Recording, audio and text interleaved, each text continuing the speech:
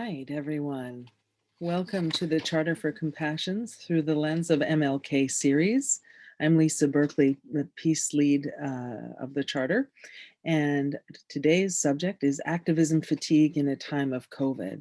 And it's a conversation with Tam Martin Fowles and LyVesha Franklin, also known as Queen Tay. And before we jump into a conversation, I'd like to tell you a little bit about these spectacular women. So I'm going to stop my screen sharing and let me tell you about Tam. Tam is a community educator, a trainer, and activist, writer, peace builder, and changemaker based in the UK and working internationally. She founded the NGO Hope in the Heart and developed the Accept Transcend model for transformation in 2012. Her workshops and courses aim to bring people together compassionately across perceived divisions and inspire them to create positive change in their lives, community, and the world. Tam has been a visiting lecturer, trainer, speaker at universities and not-for-profits on several continents, and she provides organizational training and relational practice in collaboration with experts in mental health and social care. She is particularly committed to empowering women, young people, and vulnerable groups, and building strong communities by exploring the importance of personal development in peace building and vice versa.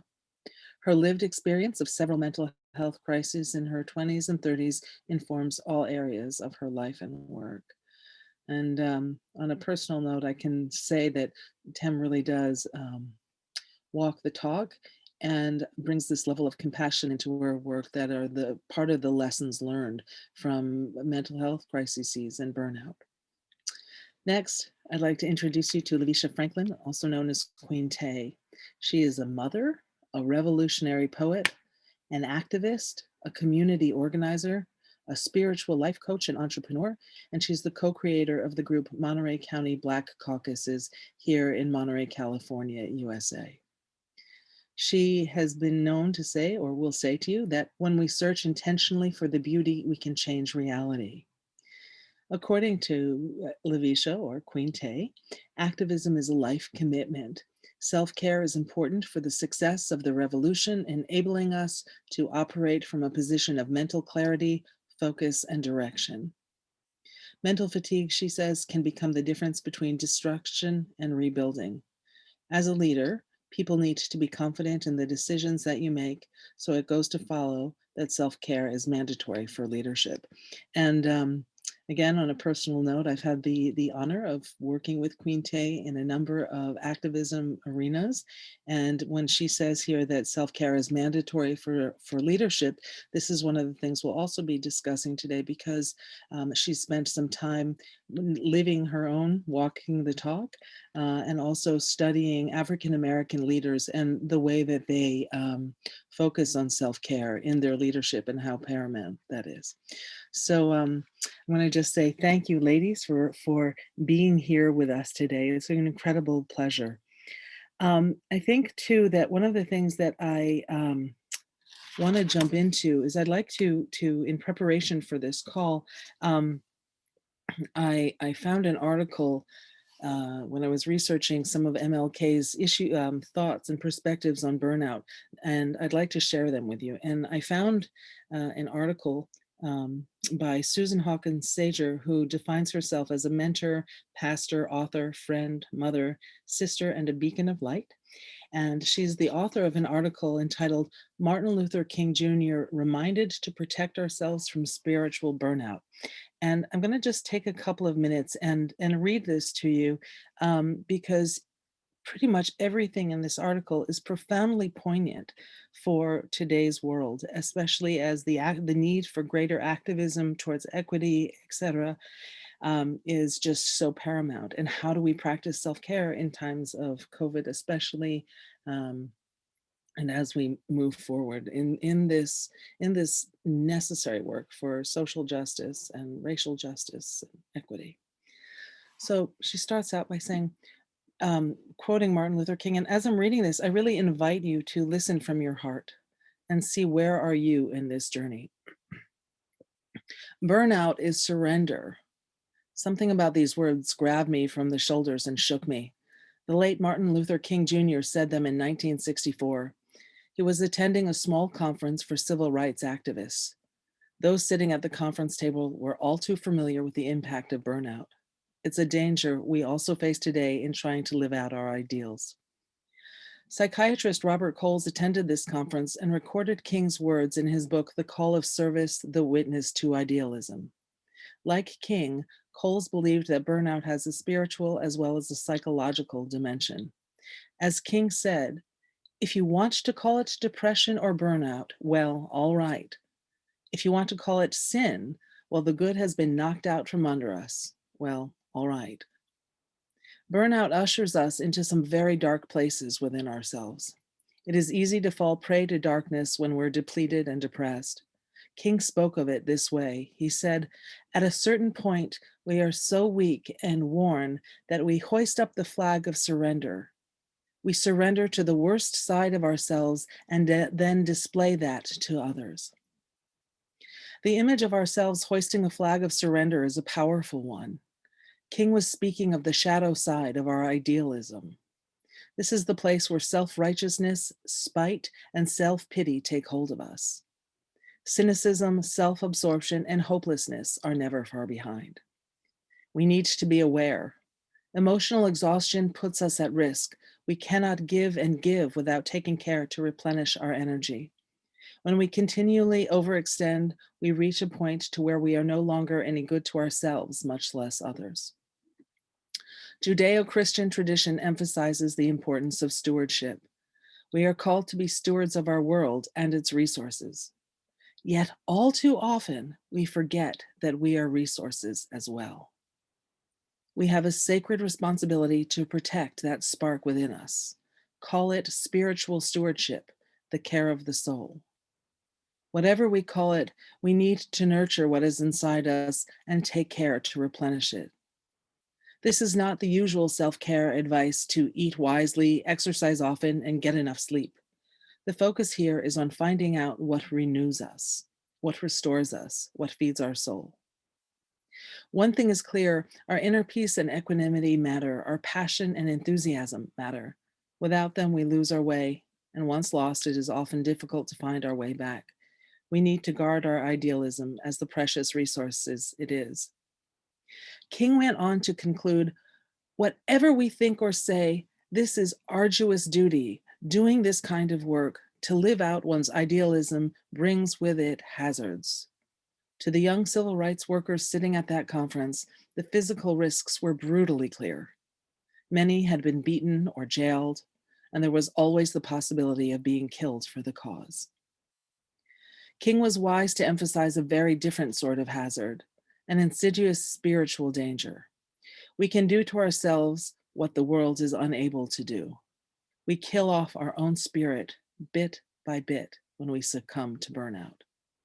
And this loss is felt not just by ourselves, but by our loved ones, but also by the community left waiting for the difference we might have made. In Jewish tradition, tikkun olam refers to the repair of the world. It is sacred responsibility that every human being shares. As the great Rabbi Hillel said, it is not our responsibility to complete this work, but neither can we desist from it. In order to care for the outer world, we need to attend to our inner world as well. So my question for you is, how do you guard against burnout? What do you do for the care of your soul? And with that, I'd like to jump into this conversation. So I know both of you, this is important. Tam, I see you've got yourself unmuted. So why don't you go ahead and share, feel free. Okay, I unmuted myself just because I was quite likely to forget, so I thought I'd do it while I remembered. That was really inspiring and quite affirmative to listen to. I think I really enjoyed that and felt I feel nurtured just from having heard it, and it very much resonates with me. And you mentioned when you were introducing me that I had severe mental health issues when I was younger, and it took quite a long time for me to realize that that was partly through burnout. I was very active in the peace movement in my early 20s. But I think partly as a kind of distraction from a traumatic childhood that I hadn't really dealt with. And I had a very, very severe breakdown when I was 29 and wasn't able to care for my children for 14 months. And when I got my children back, I was really aware that actually I had to put myself first, and I had to make sure that I was resourceful enough to be able to meet their needs. And in order to do that, my own needs had to take priority because my resources were really, really low. And I think that was the most important lesson that I've ever learned, because I was brought up with the philosophy that selfishness is bad. You know, you must put other people first. And I always did. I was in quite a caring role as a child. And it was a real turnabout to realize that actually looking after myself is the most important thing that I can possibly do as a mother, as an activist, and in any other role. And it took a long time to feel comfortable doing that. But yeah, it's the principle that I live by now. And I think the most important thing that anybody can do is to be fully and continually conscious of that importance for self-care, and to keep checking in and looking at, you know, well, how am I doing?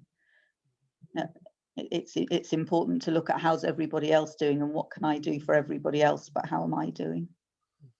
Yeah. LyVesha, Queen Tay.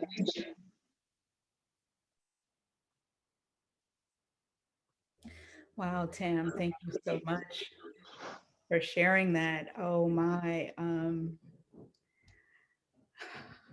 I am just so moved by you sharing that perspective. And I believe that it was something tied deep down in my psyche that knew, had I not created a discipline for myself, that possibly could have been a path for me.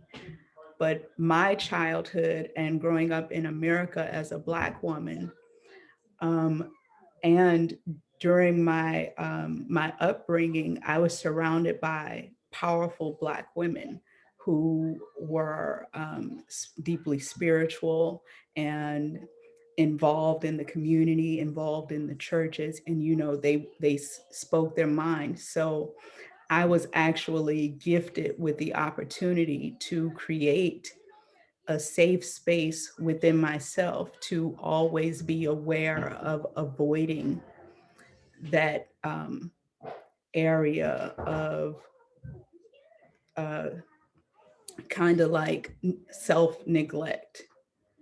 So, however, I have experienced some forms of depression, and that was not being able to use my talents, you know. So that for me was depression, when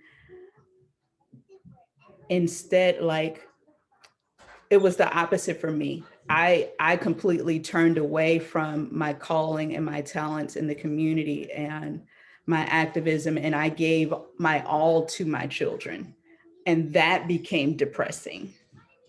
I know that it was from the other retrospect. It took for me to realize that I needed to delegate a few responsibilities in order to not be burned out, and to also be able to use my energy um, in my own personal gift, like setting those boundaries within everything that I do, including my family, in order to maintain my self-care, to have the energy to be available in every area of my life. Like, my self-care became,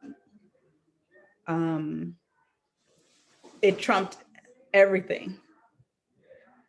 So, but without that, it's depression. Mm. It's so interesting to hear you both because, you know, I've had my own challenges when I was growing up around mental health and well-being. And as I'm listening to you two speak, I'm thinking about what is our soul's calling. And it's again, you know, when I hear that article that I started off with, you know, so many of us who are activists, it's almost that it's not a choice. It's, you know, he refers to it, or the author refers to it as our resources. And you know, it's like we are resources for the divine, for God or goddess, or however your interpretation is of that divine spark that is within all of us. And I think it's this very human journey process we get to go through if we're in touch with that divine spark and we hear it and feel it. And sometimes that call can be either so loud that we struggle with keeping the boundaries and the intersection of being of service, whether it's to the community or to our children or to others. That, you know, when you think, I had a conversation with somebody and she said, Lisa, I'm just here to be a conduit for God, to be of service. And this woman was severely underweight and was really, you could see the exhaustion through huge dark circles under her eyes. And I said, okay, but you're not feeling well. You're getting sick all the time. You're emaciated and what? And she said, God will take care of me. God will take care of me as long as I keep doing God's work. And I shared with her this story, and I'm sure everyone, or not everyone, but many people, at least in the US, know this story. You know, the man or person prays to God, God, show me a sign, show me a sign. And the storm is coming. And, you know, then everyone, there's a notification, evacuate your homes, evacuate your city. And so he says, God, show me a sign that you're here for me, that you've got my back. And, then, you know, everybody evacuates. He's in his house. He climbs up to the roof of his house as the waters are rising. A boat goes by and says, you know, here, jump in, we'll help you. He doesn't jump in and he says, I'm waiting for God. God will help me. And then, you know, then a helicopter comes by and drops a ladder for him to climb up and says, let's get you out. And he doesn't climb up on it, or she doesn't climb up. And he's standing on the roof. God, help me, help me, help me, you know, so I know that you're real. And ultimately the water rises, the person dies, the person gets up to heaven and says, God, how could you not have helped me? Where were you? God said, I sent you a boat, I sent you a helicopter, I sent you assistance when you needed, so you didn't take it. And I tie that story in here because we have this human body, this human psyche that we need to care of. And so, you know, I want to encourage you to, by the way, to please feel free to engage in this. We don't have to do this Q&A at all because it's a conversation. It's a spark. I realized though too, I forgot to do a little bit of housekeeping.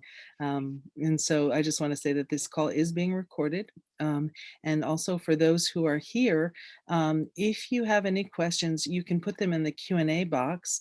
Or also, if you have tools that you use for self-care, feel free to type them in the chat box and we'll read them off at the end of the conversation so that those who are just watching live after this has been recorded can also catch on to that. Okay, so anyway, now that we got that out of the way, feel free, either one of you, to add on. I love that story, Lisa. Yeah. I'm familiar with that. We are familiar with that story in the UK as well. But I'm just so grateful that you reminded me, because it's one of those stories that, having been reminded, I'm already thinking, you know, oh, there are so many signs. There are always so many signs that I'm being looked after, but I don't always remember to acknowledge that and to look for them. So yeah, thank you for sharing that. Yeah, absolutely. And I think the signs too, you know, I know Queen Tay, you're a very big sign follower. And I think that, I mean, if you're comfortable sharing, I'd love to hear more, because there's the signs and there's the self-care and that intersection. So. Well, when you know how to stay like in a meditative mindset, when you can stay grounded, the signs are very vivid. and colorful, and they have bright lights around them that blink, blink, blink. That's how it comes to me with my self-awareness. So much so as everything that has come to me up until this day, from the day that you mentioned it to this meeting to me, has been tied into this. Like yesterday, while I was taking my 4-hour bubble bath, um, which I do once a month, and I love it. But as I was taking my 4-hour bubble bath, I watched the movie Just Mercy. In this movie, there was a lawyer fresh out of Harvard who got a grant and was able to help give restorative justice to inmates on death row. And he decided to go to Alabama. Well, he ended up proving that the only eyewitness to the murder of a white woman was a white man, and he confessed that he witnessed the Black man murder her. Well, the Black lawyer was able to find evidence that it was a made up story, and he was able to prove that the testimony was fake. Well, anyway, it was very hard for him to get the case overturned, and he kept going up and kept going up, and emotions was rising, going up and down, but he kept the faith and he kept going, and eventually he overturned the death penalty for this man. He was scheduled to be sentenced to death in the state of Alabama, a Black man convicted of killing a young white woman. Can you imagine how hard that was to get through? And this was in the 70s. So with that being said, that to me was a sign saying that there is always a light at the end of the tunnel, and even though he could have burnt out, he could have surrendered after rejection, after rejection, after rejection. But and in the midst of it, they also showed him running on the lake. They showed him, doing his exercise. They showed him being calm and polite, and his mannerisms, the way he dealt with people. That whole self-care it's the mind state. It's the conversations that you have with yourself. Mm-hmm. It's the self-encouragement, the self-motivation. It's knowing that even when it feels like there is no hope, and if you have that spark that's in us, if we hold on to that tiny little spark, that tiny little piece of hope, it can grow into an infinite, it's like a seed, tiny seed. It can grow into an infinite harvest for generations. So it was that even though all the odds were against him, that little spark of hope that he held on to created a series of events for generations. Now it opened the eyes of so many, just that little spark of hope that he held on to. So as activists, when we know we're getting to that point of burnout, when we know the power that tiny spark holds, that is enough to just hold on, even if it means sit back and wait for a sign, but don't give up, don't let go of that seed of that spark. I think it's so important what you're saying. And I want to circle back a little bit to part of why this series of Through the Lens of MLK, we're doing this now. And it is partially, it's a follow-up to be inclusive of the Black Lives Matter initiative that occurred it's been around for a long time, but really with the killing of George Floyd and so many other African-American people. has really been brought to the forefront of our consciousness, and we're working towards change on this. And so when I hear you make reference to that movie, and I know you to be a leader within the African American community, I think it's almost silly to say this, but it's very clear that what an African American activist has to work through is so much greater, because it really is life or death threats. And what that does to the nervous system, and the level of fear, and the level of anger and rage, and all of those complex emotions. I think that it's, I would assume that it is self-care and how we maintain self-preservation in this context is very different than what we as white women, even if you're in the UK or you're here, um, it faces. And so can you speak more to that, because we really want to promote that work. Well, I want to say that you're correct. As a Black woman and then an activist, it is even more important for me to be clear enough with my message so that my intentions are felt more than my, what do you call it, stereotype. Uh, you know, I would prefer for to be understood than to be categorized. Um, and one thing, okay, well, just to correlate back in line with the whole fatigue, activism fatigue, as a Black woman activist, there are an infinite number of issues to address. So the more I'm pulled in different directions, the less power I'm able to inflict in those directions. So in order for me to be most powerfully effective, I have to zone in. And what I've chose to zone in from from my perspective of activism is the importance of healing and rebuilding, because there's so, like I said, there's so many perspectives with racial equity, politics, health, wealth, everything.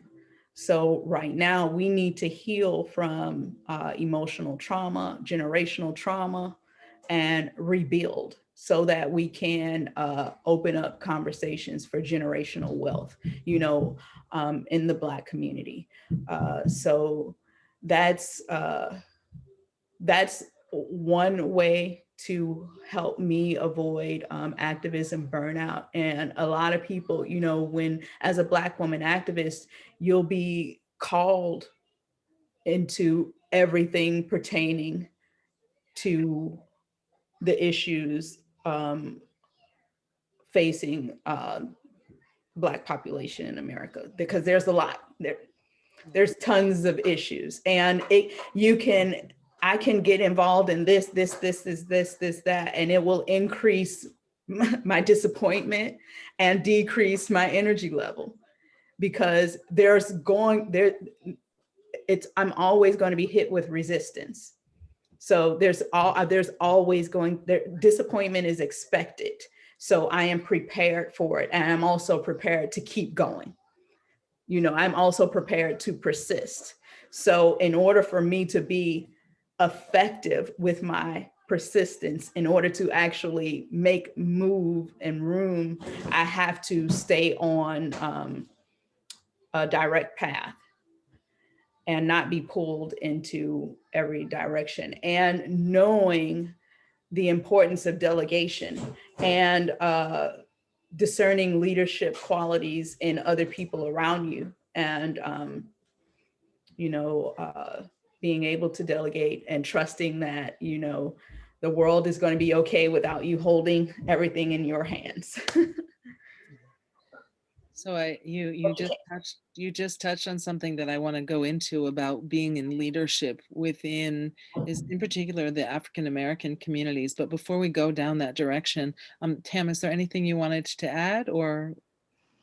I was just wondering, that's really interesting to hear, LyVesha, and there's so much wisdom in what you're saying. And I was just wondering whether that was something, this focusing, the kind of chunking down, is something that you grew up with, that you learned as a child, or is it something that you've come to through your activism as an adult?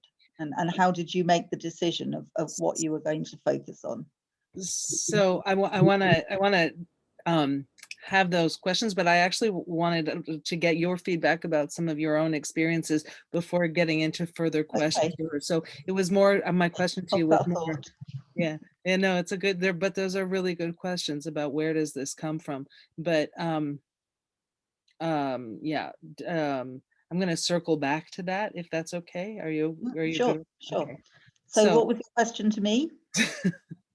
The question was just if you had anything you wanted to add. So I hear that it's more your curiosity or yeah, go ahead. Yeah, no, I was quite caught up with what LyVesha was saying, but I absolutely agree with the importance of being focused and being self-disciplined, and I have in the past found it really, I kind of, when I was younger, I felt as though it was my duty to try and fix everything. And I remember I used to say, you know, when you see something that's wrong, you mustn't look away. You mustn't look away. And it again took me a while to realize that sometimes I do have to look away, because I need to look towards what I can fix. I can't fix everything. And that way burnout lies. So yeah, self-care for me is very much about that self-discipline, and keep bringing myself back to the things that I can focus on and the things that I can make a difference in. And actually the thing that I seem to be most focused on recently is also inspiring and encouraging other people to be activists, but to look after their own self-care and to find their path, and kind of giving them permission also to, you know, you can't fix everything, just find your place and do what you can do. Yeah, absolutely. So you touch on that, because what I actually hear are aspects of leadership, about how you lead people, about encouraging them to do what they can do in light of all of these challenges and so many things being thrown at us. And I think also, just as women in general, we have that tendency to want to do as much as we can for as many as we can. Um, and so I think that's a really good sort of segue a little bit into going into leadership. And in our, for transparency's sake, in our pre-call meeting where we got to know one another a little bit, LyVesha spoke about lessons learned from really studying leaders of the African American communities, and how they exhibit or exemplify self-care and what that looks like. And so I'd love to hear more about that, because I think that's very relevant for leaders now. Can we? I see that you're doing your mom role at the same time, so we'll give you a second, or jump on whenever you're ready. Yes, I'm here now. I was saying about the mannerisms of a lot of the effective Black leaders from the civil rights movement. If you study them and you notice that when they talked with their family and their children, they intentionally calculated their words and their tone, and in order to practice displaying their intentions and not their emotions. And that's practicing that at home. It's not necessarily practicing. Well, it is practicing because, you know, it's everything in life is learned behaviors. So you have to intentionally practice and study those behaviors. Like, especially like for Black leaders, we had to learn because as a Black person, our skin is a weapon. Our voice is a weapon. Our stature, everything about us is intimidating. And no matter how sweet we are, you know, so we have to practice showing our intentions and our spirit. We have to practice it in such a way that it overshadows our preconceived stereotypes.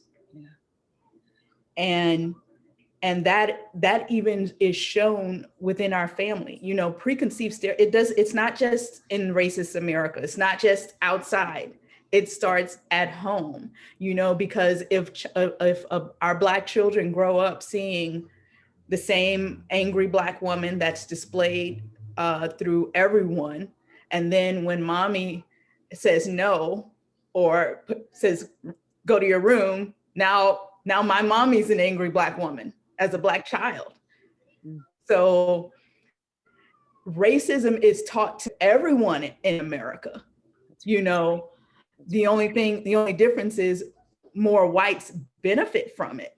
Blacks still practice it. Blacks, because we're fed the same racist behaviors and mannerisms. So it's even within our homes, it's within our families.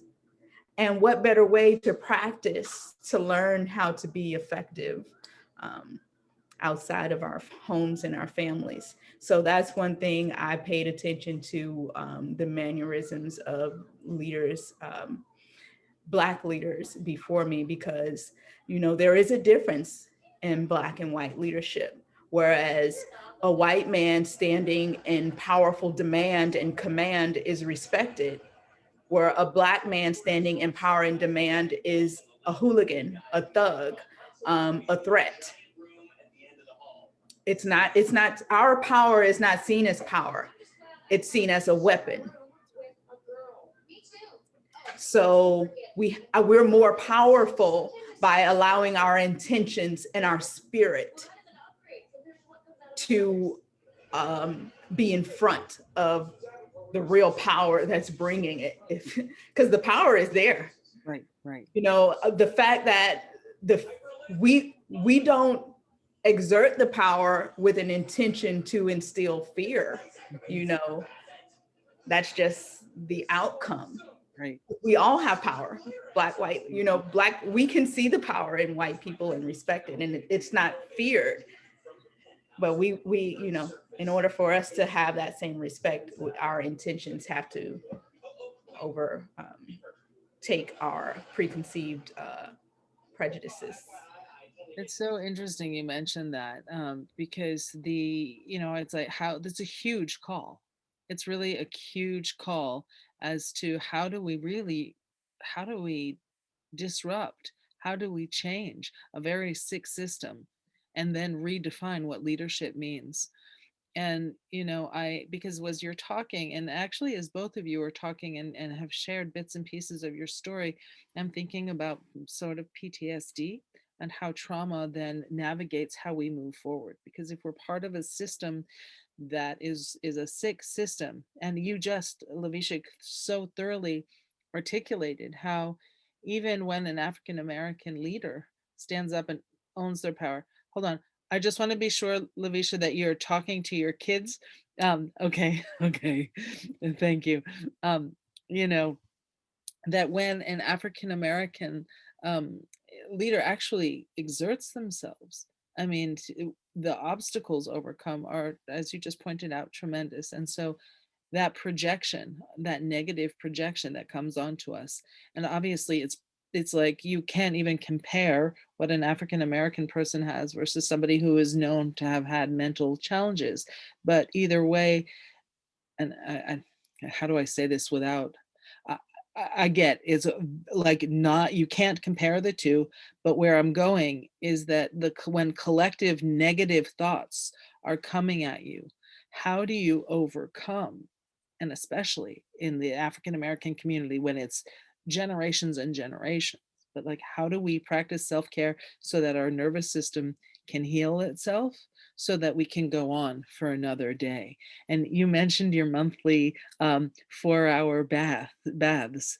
What other things? And I'd really would like to hear from both of you too, because also when I think about UK culture, there it's really like keep a stiff upper lip, and you don't, from my observation, and I'm speaking, Tam, on behalf of your culture, which even though I've spent a lot of time in the UK, I'm not British, so but keep a stiff upper lip, and mental illness is or mental health challenges are not well received. So I'd love to hear from both of you, and LyVesha, if you want to continue about self-care, and especially in this arena, what does this look like for you?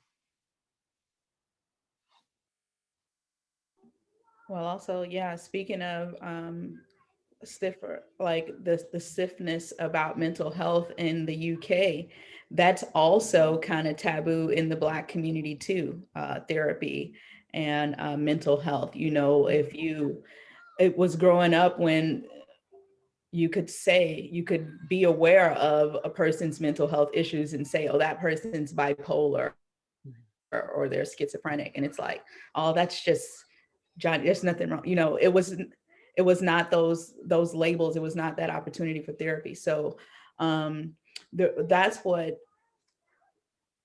kind of drove me to, well, I've actually been, kind of like a counselor type friend throughout all of my life, but it kind of drove me into the importance of spiritual life coach for the Black women, for the Black community.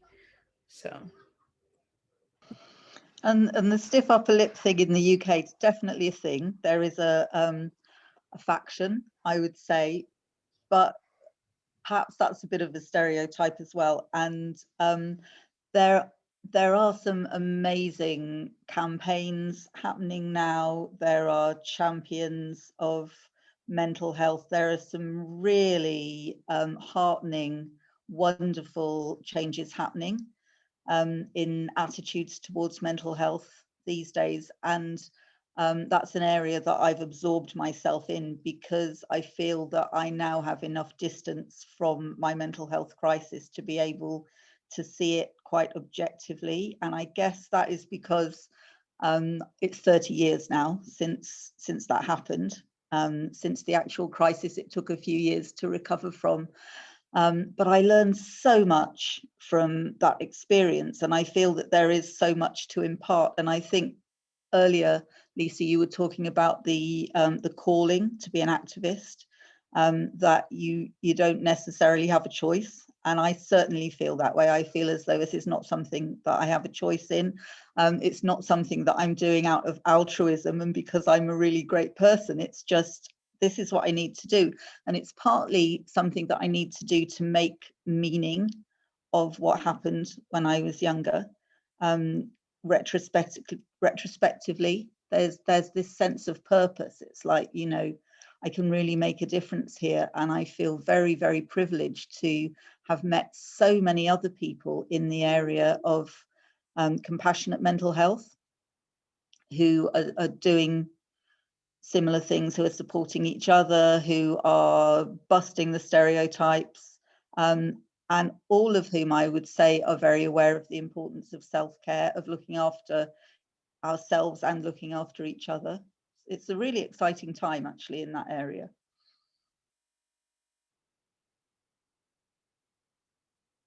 LyVesha, go ahead and jump in. Well, I wanted to go back and revert back to all of the different areas of activism and how it's so easy to be pulled in too many areas. Is it okay for me to jump back? Okay. Of course. This is open conversation. Go where you feel called. Okay. I want to say that because that is what is important. And that is actually like I said, it can be the difference between destruction and rebuilding. Like, if, say for instance, if you you hire a contractor, right, and you give him the plans that you want your house built, and he takes the house and he lays down the foundation, and say for instance he may put a couple of rows of bricks on it, and he takes your money, he takes your plans, and he runs off and he leaves you this house half built, right? And there's nothing you can do with it. There's no roof, there's no walls, there's no ceiling, all your plans are gone. Then, you know, you're back to the drawing board. So it's like with activism, why come in and take someone's money, take their plans and lay a foundation and start on half of a home, you know, and walk away and just leave them without the walls and the roof. So it's a job that when you take it on, there is no abandoning, there is no walking away, there is no giving up. You know, it's it's a calling. It's a calling from God. And like you said, God gives you signs when he say, God will let you know to relax, breathe. No, that's not your fight. And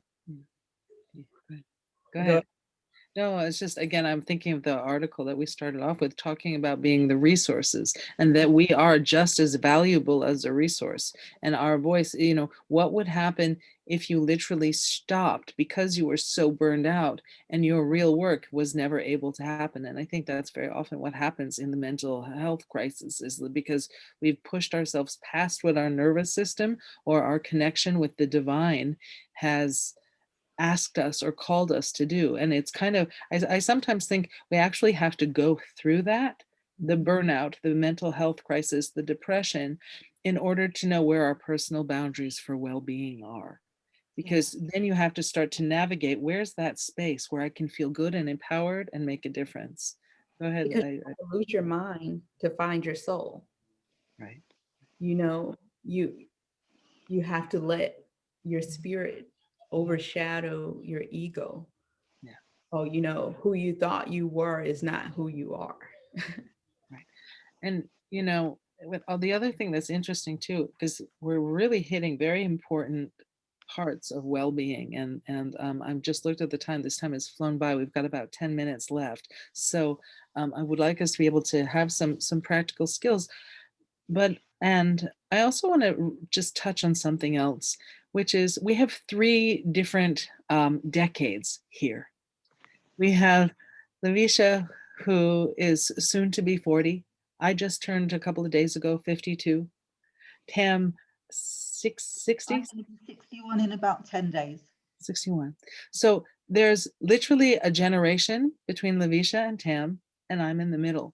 And what I'm also hearing, and also because I know you both a little outside of here, is that we can see the next evolution of this consciousness evolving. Because you, LyVesha, speak so well and so clearly about, you know, hey, I know where my boundaries are. My kids can put them in front of wherever I have to do. I fed them. I'm sitting in the bathtub for 4 hours and just practicing what I love and gives me joy. And I struggle, you know, you were very clear on that. I struggle with that. I know that in my head, but to implement it and practice it, some days it's really hard to do. And I think I maybe have like that much, a little bit better of it maybe than you, Tam, but you already have a lot of it too, but it's a struggle. Go ahead. I see you're going to say something. The boundaries change as well. So I think it's absolutely vital to have boundaries and to know where your boundaries are, but it's also quite important to watch the subtle shifting of the boundaries. And it's something that I've noticed as I get older, but also depending on circumstances. So, for example, you know, the last year has been grueling, I think, for everybody. and I'm aware that my boundaries are different now than they probably were a year ago. I need to take much more care of my self-care at the moment than I was needing to do a year ago, because I've been caring for people, I've been supporting people through the crisis. That's been my work. I've been paid for it. It's been a joy, and it's been kind of a distraction, a welcome distraction as well. But the fact that it's been a distraction is significant, because also I have been separated from my adult children and my grandson, who I used to see a lot. They live a long way away. I've lost people, and I have to remember to grieve. I have to remember that, you know, I'm supporting people who are having a really difficult time, but I'm having a difficult time as well. So yeah, I have to remember that I'm grieving too, and I'm missing people too, and I'm suffering from the uncertainty too. So yeah, my boundaries have to be actually much clearer than they were a year ago. And then the other side, the thing with the aging, the different age, is that as I'm actually going beyond 60 was quite a big milestone for me. It really brought me in touch with my mortality. Obviously, nothing changed in the real world, but it's the approach, and just, okay, now I'm 60 and I have a grandchild, and I want to spend more time with my grandchild. I'm feeling the need physically to slow down, but also there is so much that I still need to do, because I want to leave a better world for my children and my grandson. And finding the boundary there can be a little bit fuzzy. It's a different phase. It's so interesting to talk about that. And you know, we mentioned COVID. I like I said, I lost kind of track of time here, because I wanted us to also spend a little bit of a discussion about how COVID is impacting the activism piece here, which is, you know, it's keeping us in greater isolation. And when we're forced, I mean, we're literally forced to go inward. And in that inward, we hit those shadow sides of the idealism that King referred to, you know, the that spins into depression and such. And so that it makes the challenge for self-care that much greater. Misha, were you going to say something? Yeah, I was going to touch bases a little bit about the depression that I said I experienced as a result of not living in my purpose, and instead just focusing on being a mom and staying at home, and, you know, being a wife and a mom and sitting at home. And that is what actually led to my depression. And I knew that I was supposed to be doing a lot more with my life and my time. And I made the decision to delegate some of my mothering, and not and it was for the benefit of not only for me to continue my activism and work in the community, but also for me to have a better relationship with my children and my family and people around me. So um, as much as I liked to keep everything in order and tip top around the house, I knew it was in my benefit and my best interest, my self-care, my mental and physical health, for me to delegate some of those priorities. So I created a financial way to be able to afford to have someone to help do household chores and cooking and help with those things, so that I can be more available for my 4 children. So that's what I was saying about the importance of self-care, is knowing that you cannot do everything. That's that, and knowing when to say no, knowing what's your fight and what you can and cannot do, and sticking to it.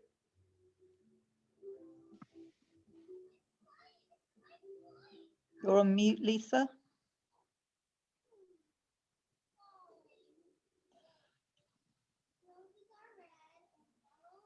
There we go. Thank you, Mimi. Um, and that Mimi, by the way, is we have this amazing person from the Charter for Compassion who's working behind the scenes for us, and running a lot of the tech here. So thank you.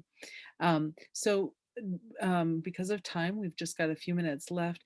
Do you two want to sort of do, I heard about the bath, I heard about the boundaries, I heard about self-care and getting other people to help, like help keep your house clean, and things like that. Are there any other things? And we touched on also, I think somebody earlier said meditation and just deeper breathing and focusing inward and really trying to find that little piece of spark that you can track internally in your body through your breath and bring that out into the world.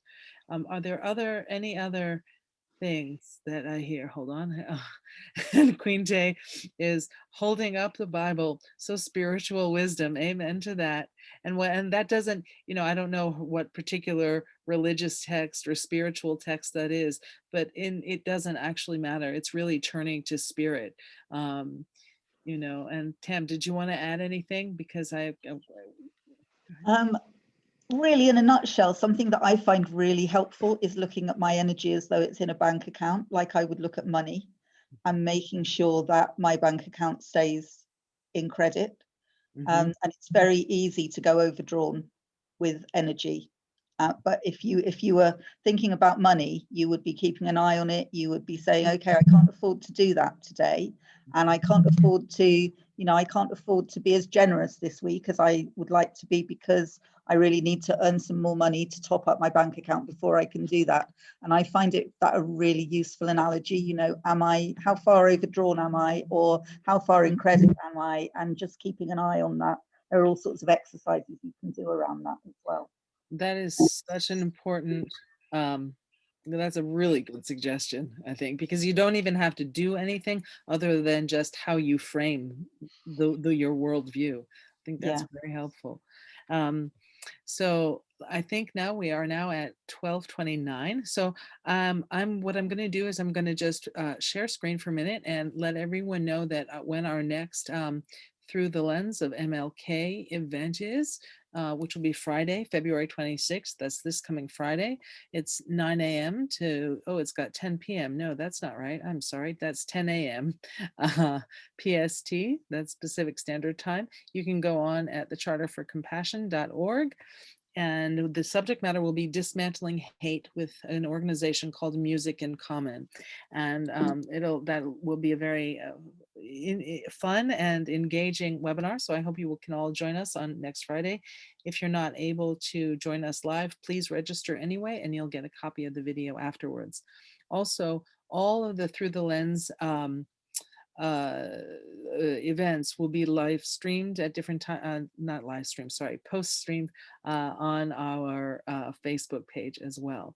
And you can get in touch with either Tam or LyVesha through some of our Facebook links, or of course, reach out to me at lisa@charterforcompassion.org, and I will make introductions with great joy. I think, though, I want to just close us out with a poem, actually, that Queen Tay, in her activist poet mind, has written. And I'd like to have us share with that, because it really speaks to the beginning of where we started, which is the need for spiritual and well-being. And I will just frame it, though, because she does, it is written from a Christian perspective, and we are not pushing any one spiritual belief here.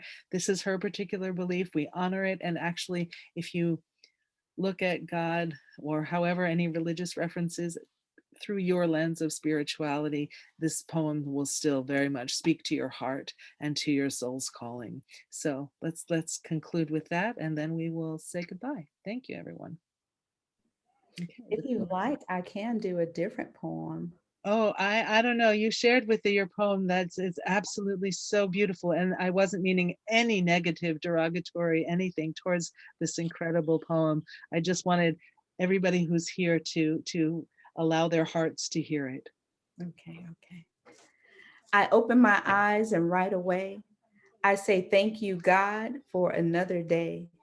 I don't know for sure how our hearts work, but I trust God to heal and rebuild us from all hurt. Who is God to me? Well, let's see. God is the love in our hearts, the breath in our lungs, and the Holy Spirit that dwells in you and me. We are born with many choices, so let's choose to use our voices to be guiding lights to anyone in need of sight, to get us all out of this dark cave designed to keep us enslaved so that we may be free, free to live, free to love, and free to just be, to become all that we dream of and fill the earth with creativity and love. Oh, what a wonderful day this will be to see absolutely beauty in our society. No longer a fantasy, but truly real things we witness, experience, and feel. Our ancestors call this alchemy, the power to change reality, manipulating our perceptions and reprogramming our expressions will increase our blessings and ensure our successes. So let's trust God to guide our minds and hearts and let us know where to start, to light our paths and lead our way, to tell us what to do and what to say. Let's trust in God with all our soul. He loves us all from Black to white and young to old. We must be grateful for God gifting us his son. We must know that God is in all things in order for us to become one. For God is the creator, our most high Lord and Savior. We must obey and serve God to benefit from his favor. Oh, how we thank you, Lord, for all you have done and will do. We know God loves us. Let's love all his creation to show God that we love him too. Beautiful. Thank you so much. Thank you, Tam. Thank you, LyVesha, for such a beautiful time together. I actually got a comment from somebody who said they felt like just being present in this conversation was a reflection on self-care. So thank you, everyone who's here with us, and thank you for everyone who is watching us after the fact. We hope this inspired you. We hope this helped your heart feel more full, a little richer. Again, if you'd like to reach out to either Tam or LyVesha, you can do so through me at lisa@charterforcompassion.org, or you can also find them both on Facebook and I believe LinkedIn as well. So thank you, ladies, for being with us. It's a tremendous honor and a huge pleasure. Thank you. May your day flow with ease and grace and You too. self-care. Thank you. Bye.